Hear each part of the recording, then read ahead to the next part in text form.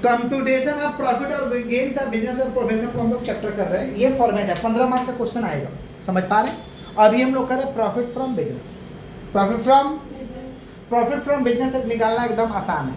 सबसे पहले net profit, कुछ खर्चा ऐसा है जो डिसेल आउट खर्चा है, फिर भी हम लोग पीएल का डेबिट में लिख दिए।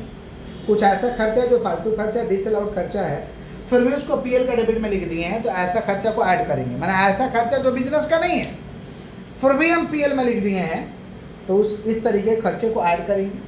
और कुछ ऐसा इनकम जो बिजनेस का नहीं है, अदर हेड का है, वो क्या हो जाएगा, लेस हो जाएगा। अब खर्चा में फालतू खर्चा क्या होता है, जैसे इनकम टैक्स। इनकम टैक्स आपका खुद का ये पर्सनल खर्चा है, समझ रहे हैं। तो भाई पर्सनल खर्चा पीएल में क्या दिखाओगे, ऐड करो। Fine paid to custom department, custom department को फाइन दे रही है, आपका गलती है, आपके गलती के कारण फाइन दिया है, बिजनेस का खर्चा थोड़ी ना है।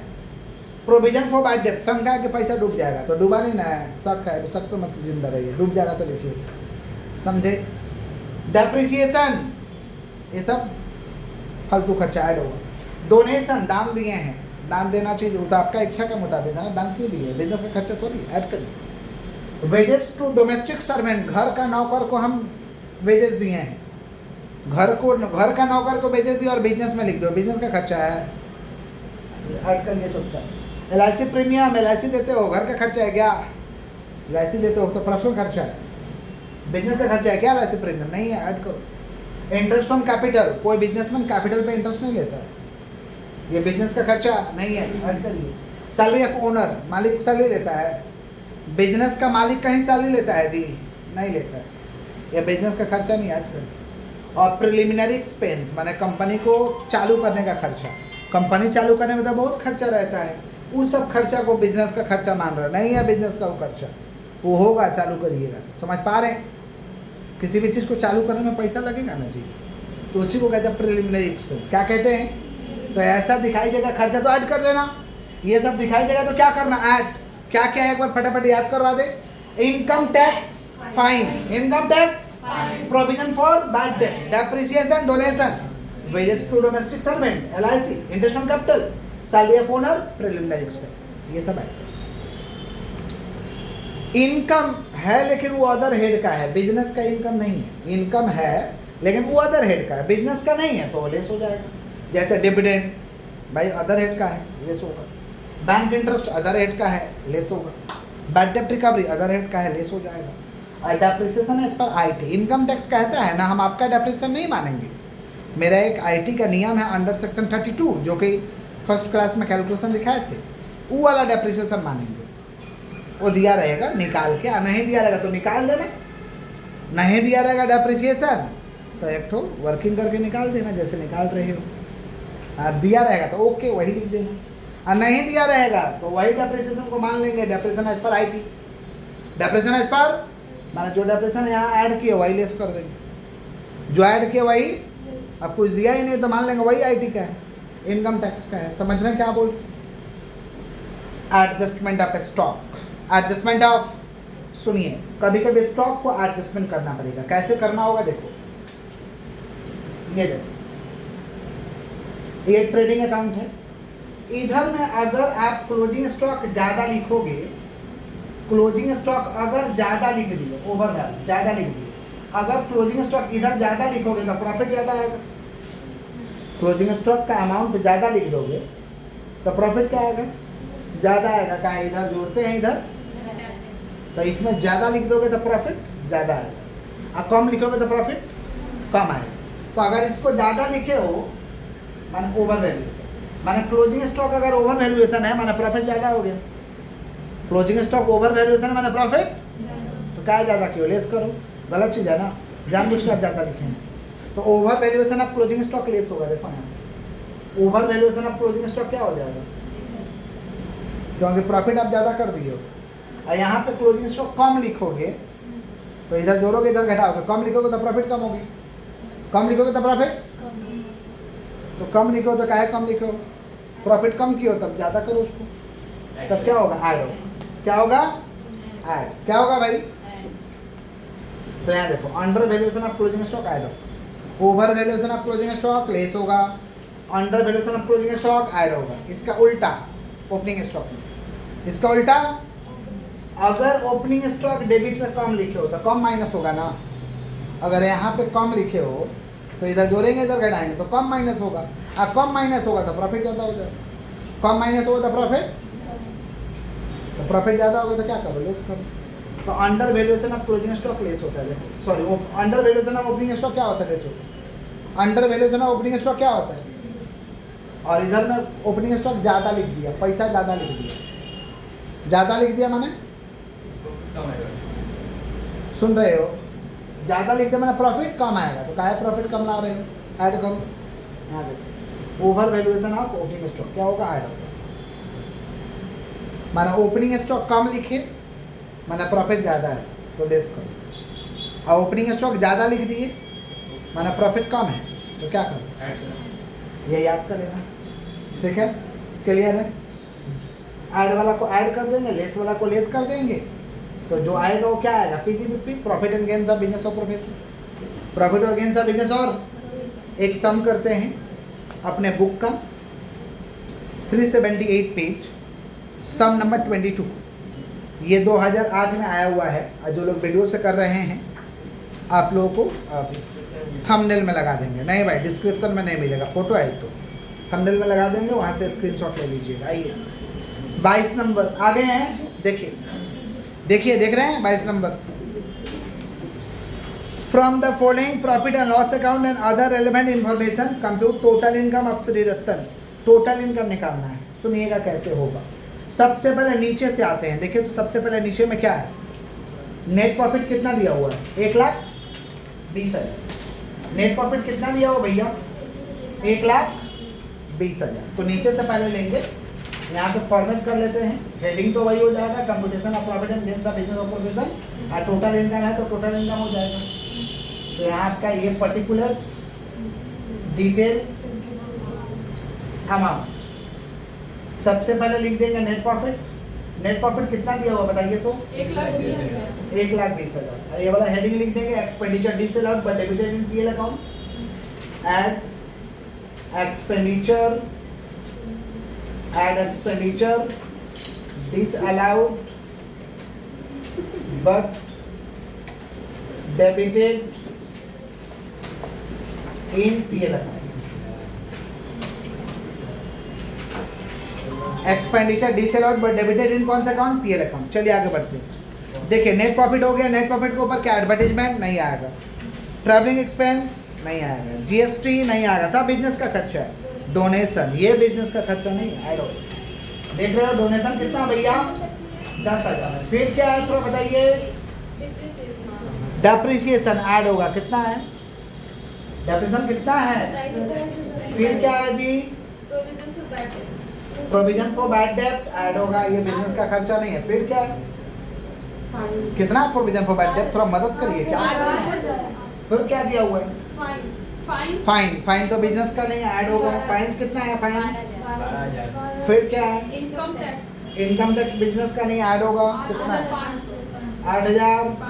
फिर क्या है, लीगल एक्सपेंस बिजनेस का है, ठीक है। फिर सैलरी बिजनेस का, ठीक है। परचेज बिजनेस का, ठीक है। ओपनिंग स्टॉक बिजनेस का, ठीक है। चलिए आगे बढ़ते हैं, एडजस्टमेंट में चलिए।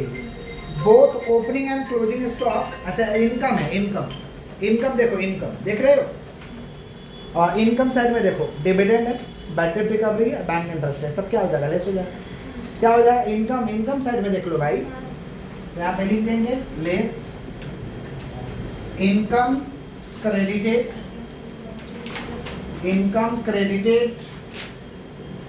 but taxable under other है। Income credited but taxable under other है। क्या क्या है भाई, बैंक डेब्ट रिकवरी 35,000, बैंक डेब्ट रिकवरी। फिर क्या है, dividend from foreign company, dividend कितना है, 4,000। फिर क्या है जी, bank interest on FDR, bank interest on FDR कितना, 15,000। Bank interest on FDR. चलिए आप एडजस्टमेंट में आ जाते हैं, कितना है, 15,000। सर ये क्या लिखा है, डिसअलाउड इन 22 और 21। बैंक इंटरेस्ट उससे कोई मतलब नहीं है, बैड डेब्ट का बिजनेस होगा। Bank interest FDR. बोला कि बाद में लिख दिए थे, पहले डूब चुका था, मिल गया। अब मान लो तुम फीस पिछला साल का मार लिया, लेकिन कुछ दिन बाद आके दे दिया, वही बात लिखे, समझा? हाँ, एडजस्टमेंट में आओ, एडजस्टमेंट में आइए। Both opening and closing stock have been valued at 10% above cost. सुनिएगा ध्यान से, ओपनिंग स्टॉक एबव कॉस्ट माने overvalued, opening stock overvalued. तो ओपनिंग स्टॉक ओवर वैल्यूड क्या होगा भाई? ओवर वैल्यूएशन ओपनिंग स्टॉक क्या होगा? ऐड। और क्लोजिंग स्टॉक ओवर वैल्यूड क्या होगा? लेस। तो निकालना है, कोई भी वैल्यू 100% होता है, उसमें 10% ज़्यादा है, माने कितना परसेंट है? 110%। कोई भी वैल्यू 10% होता है उसमें, सॉरी, कोई वैल्यू 100% होता है, उसमें 10% ज़्यादा माने कितना है? 110। क्लोजिंग स्टॉक देखिए तो कितना दिया हुआ है? 66,000। क्लोजिंग स्टॉक क्रेडिट में होता है, क्लोजिंग स्टॉक कितना दिया हो? 66,000। तो क्लोजिंग स्टॉक क्या हो जाएगा? आपका लेस हो जाएगा, क्या है? ओवर वैल्यूएशन है, तो over valuation of closing stock, over valuation of closing stock कितना है जी? तो 66,000 में 10% पता करना है ना, इंटू 10 डिवाइड बाई 110। क्या है डिवाइड बाई 110? कोई भी वैल्यू 100% होता है और उसमें 10% ज़्यादा है, माना कितना है? 110। तो 66,000 इंटू 10 डिवाइड बाई 110 कितना हो रहा है? 6। उसके बाद देखो क्या है, ओपनिंग स्टॉक 1,10,000 है ना, तो ओपनिंग स्टॉक 10% ज़्यादा है, तो कोई वैल्यू 100%, उसमें 10% ज़्यादा माना कितना हो गया? 110%। And over valuation of opening stock, over valuation of opening stock कैसे निकलेगा? 1,10,000 है ना, तो 1,10,000 into 10 divide by 110, divide by 110 कितना हो रहा भाई? 1,10,000 इंटू 10 डिवाइड बाई 110, 10,000 होगा। ठीक है, माफ करिए, ठीक है, चलो। अच्छा सुनिएगा ध्यान से, ऐसा लिखता बिलो कॉस्ट 10% कम है तो 90 से डिवाइड होता है। कोई वैल्यू 100%, 10% अगर कम रहता है तो कितना से डिवाइड करते हैं? 90 से, और 10 से मल्टीप्लाई होता है। अब बिलो कॉस्ट में दोनों अंडर वैल्यूएशन है, तो अंडर वैल्यूएशन को क्या करना है? यहाँ तो लिख दिए हैं, उसके हिसाब से कर लेते। ठीक है, क्लियर? चलो next adjustment, depreciation as per IT क्या होगा? लेस। कितना दिया होगा? 22,000। फिर क्या है next adjustment? Depreciation, depreciation as per IT कितना है? 22,000। फिर क्या बताइए? डोनेशन कम प्राइस दिया हुआ 8,000। डोनेशन दिया हुआ है आपको कितना? 8,000 और 2,000, 10,000 डोनेशन ऐड हो जाएगा। फिर क्या? फिर जीएसटी अकाउंटिंग, फिर देखिए क्या दिया है? जीएसटी जीएसटी 12,000 ही दिया है यार, देखो तो ऊपर में कितना? 17,000। जीएसटी लिखा है 17,000, टैक्स दियो 17,000, माने लिखे हो 17,000, दियो 12,000, बेटा 5,000 बाकी है, जब देना तब लिखना। अभी दिया है क्या? टैक्स फैक्स बाकी रहेगा, ऐड हो जाएगा। टैक्स फैक्स बाकी रहेगा, क्या हो जाएगा? 17,000 का टैक्स है ना, तुम कितना दिया है? 12,000। कितना बाकी लगा? 5,000 ऐड होगा। GST unpaid, GST unpaid 17,000 minus, ये तो जीएसटी यहाँ पे दिया हुआ 17,000, नीचे से दो दिया तो है पीएल में 17,000 है, तुम दिया कितना? 12,000, तो 5,000 बाकी ऐड होगा। फिर क्या? Purchase include a payment 40,000 made in cash है। परचेज में किसी को पैसा दिए हो, आप परचेज में जोड़ दिए हो, सही बात है। गलत बात। किसी को इनको पैसा दिया, लिख दिया परचेज हुआ है, तो पैसा ना दिए इनको, परचेज कहाँ हुआ है? अब परचेज में जोड़ दिया तो प्रॉफिट कम हो गया, तो ऐड करो उसको। समझ रहे हैं क्या बोल रहे हैं? तो 40,000 क्या हो जाएगा? ऐड हो जाएगा। परचेज इंक्लूड कैश पेमेंट कितना? 40,000। फिर क्या आएगी? Salary paid include 24,000 paid to Shri Ratan. Ratan तो मालिक है, अब मालिक बोल रहा है मेरा सैलरी है, तो देखो सवाल के माथे पे लिखा रतन, सवाल के माथे पर रतन है। रतन मालिक है, रतन सैलरी लेगा? हैं? रतन मालिक है, रतन सैलरी लेगा? अपने स्कूल का हम ही मालिक, हम ही महीना ले रहे हैं, तब तो सरकार कहेगा बेवकूफ़ क्यों बना रहे हैं आप? समझ रहे हैं? तो सैलरी ऑफ ओनर क्या होगा? ऐड होगा। कितना है? 24,000। Salary of owner 24,000।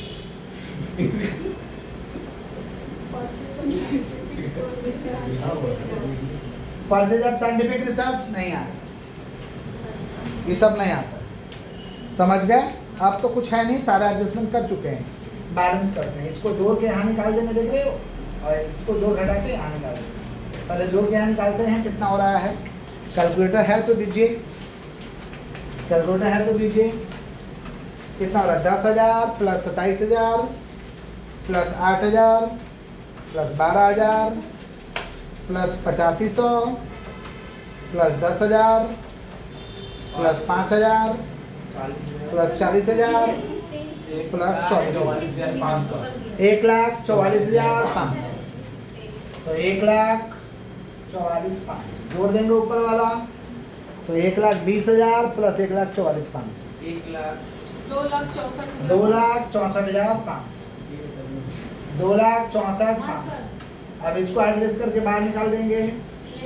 कितना हो रहा भाई? 35,000 plus 4,000 plus 15,000 plus 22,000 plus 6,000 82,000 82,000 minus 10,000 कितना हो रहा है? 72,000 माइनस में माइनस हो कितना हो रहा है भाई? 2,64,500 माइनस 72 1,82,500 बेटा। कुछ ना कुछ तो मिस्टेक जरूर हो रहा है। 35,000 प्लस 4,000 प्लस 15,000 प्लस 22,000 प्लस 6,000 सही से देखो 72 कितना हो रहा है? ये 82,000 आ रहा है।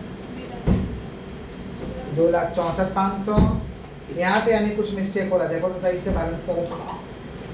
फॉरेन कंपनी अरे डोनेशन दो बार 10,000 लिखा गया, इसीलिए ना डोनेशन तो ऊपर लिख ही दिया है ना, तो दो बार लिखने का क्या जरूरत है? डोनेशन तो ऊपर लिख चुके हैं 10 बार। फिर डोनेशन नीचे जो आया अरे बाबू बताया है कि इस फंड में इतना गया, इस फंड में इतना गया, इस फंड में इतना गया, इस फंड में, इसीलिए गड़बड़ हुआ है।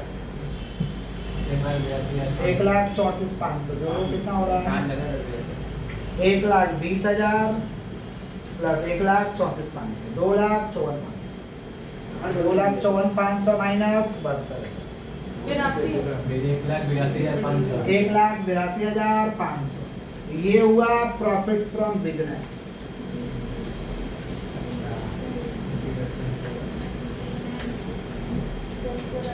प्रॉफिट फ्रॉम बिजनेस सुन रहे हैं? सुनिएगा ध्यान से, पहले बात को ध्यान से सुनिए। ये हुआ profit from business. Profit from, अगर यहीं पे बोलता है कि टोटल इनकम निकालिए, टोटल इनकम, तो ये जो इनकम है ना, डिविडेंड और बैंक इंटरेस्ट, डिविडेंड और ये नीचे ऐड कर देते हैं।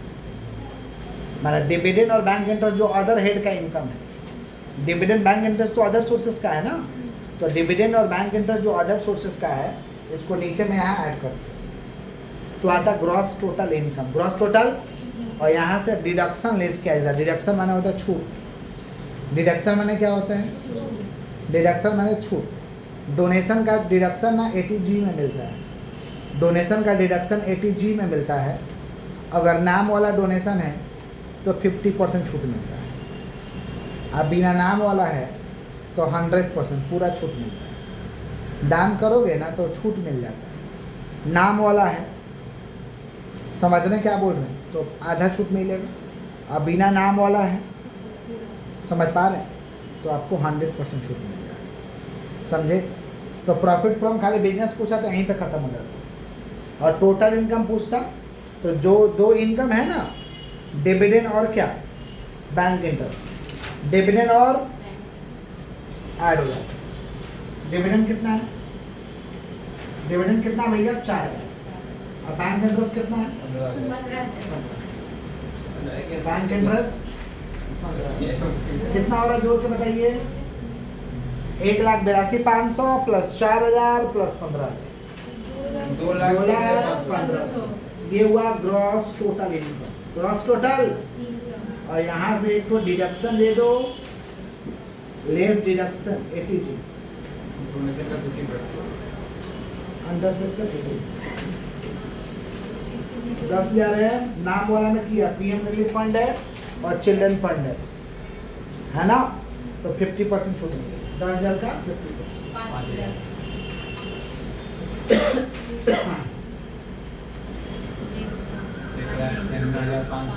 यही रहता डोनेशन, डोनेशनल डिफेंस फंड, नाम वाम नहीं रहता, कुछ मेंशन नहीं रहता, तो पूरा 10,000 देशो, पूरा 10,000 नाम जुड़ जाएगा ना इसमें 8,000 नाम 2,000 8 है तो 10,000, तो 10,000 का 50%। अच्छा है 10,000 डोनेशन है, तो डोनेशन है, डोनेशन दान दोगे लेस तो होता है। एक बार लेने से फिर दोबारा नहीं लगेगा ना वो 2,15,000 माइनस 5,000 कितना होगा? 1,00,000।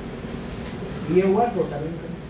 अगर पूछता है तो, हालांकि चैप्टर आपका प्रॉफिट फ्रॉम बिजनेस का ठीक, फिर भी एडवांस में आपको दिखा, कोई तकलीफ, कोई तकलीफ है? नहीं सर कॉपी कर